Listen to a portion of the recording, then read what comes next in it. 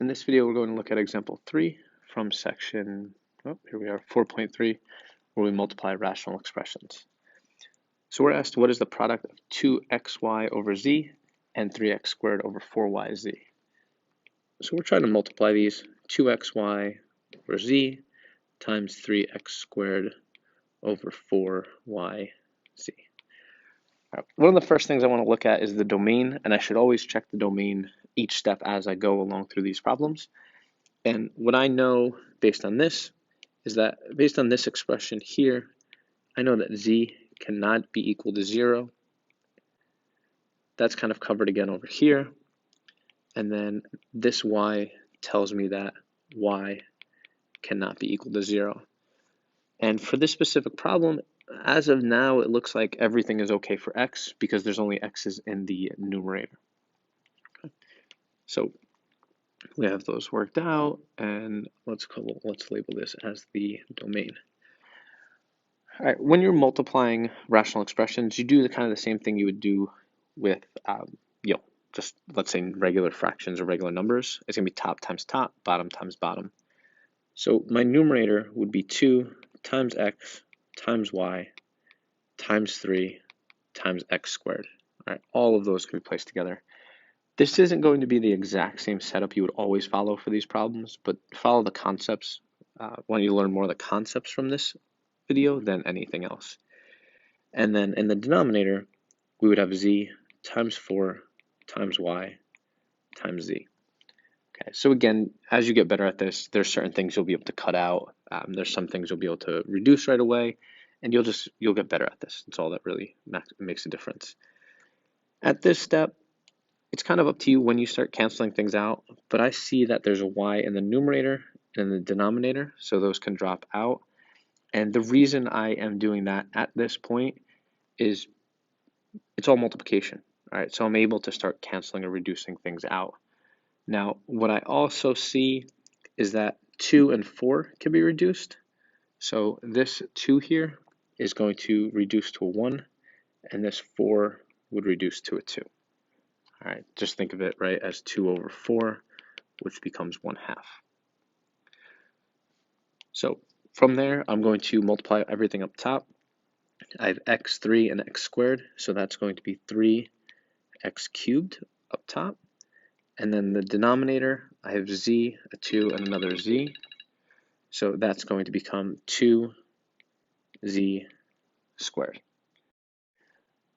And look at my domain. Z still cannot be equal to 0. Y is not equal to 0. So this domain checks out. We're good. This would be my simplified, not simplified expression. This would be my product after I've multiplied these numbers out. But you always need to check and confirm that your domain still works out. Okay. So let's continue on to part B. B clearly looks like there's a whole lot more going on. So we'll go through this step by step, make sure we know what's going on here. I believe this is supposed to be a 2x, so let's fix that. Not x2, that should be 2x. All right, so my suggestion for these is to factor everything you can right away, so make your life easier. So my numerator for the first term, 5x and x plus 3, there's nothing I can do with that. That cannot be factored. My next group, x squared plus x minus 6, that can be factored, and that is going to be x plus 2 times x minus 3. Nope, other way around, sorry about that.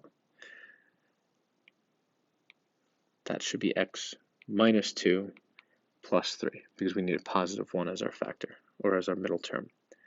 That's going to be over x squared plus 2x plus 1 would factor into x plus 1 times x plus 1. And then my final term, my final fraction, my numerator I can factor out an x, so I'm left with x times x plus 1. And my denominator I can factor out a 5, so I'm left with x minus 2. Okay, so I've factored everything out. Everything looks like it's in pretty good shape. So what I'm going to do next is I'm going to look at the domain. All right, remember, we always want to look at the domain. once we've done factoring. So all real numbers except, and let's see what we can't have.